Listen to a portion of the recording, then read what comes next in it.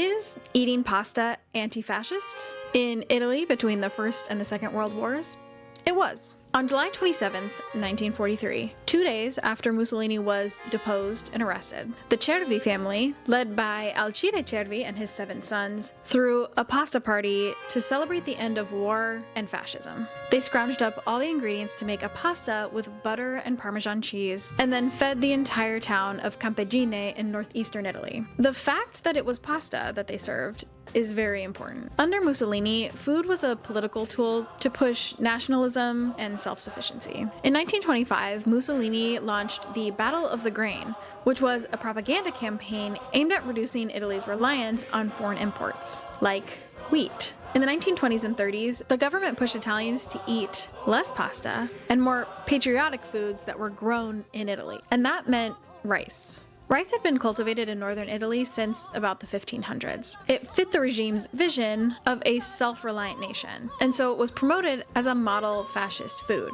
through propaganda like recipe booklets, ads, and magazines. But the cultivation of rice relied on one very specific labor pool: women. And while the fascist regime tried to promote rice cultivation as a symbol of national strength and the women that were doing it as patriotic, the women who were actually doing the work were fighting back.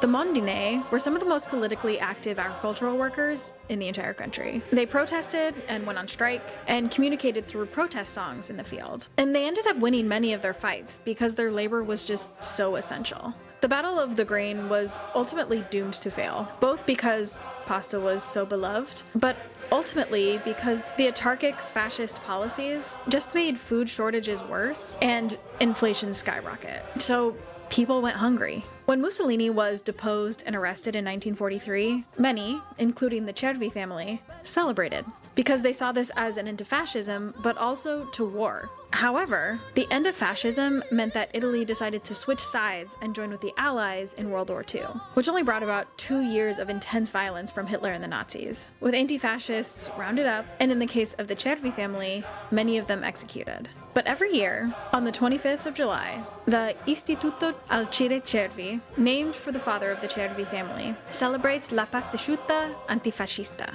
along with hundreds of anti-fascist pasta festivals all over Italy. And there are 3 rules to be considered an official Pastasciutta Antifascista. 1, the pasta must be free, in keeping with the origins of the festival. 2, the celebration must remember the example of the Cervi family. And 3, it must be in line with the values of anti-fascism, freedom, inclusion, equality, and justice.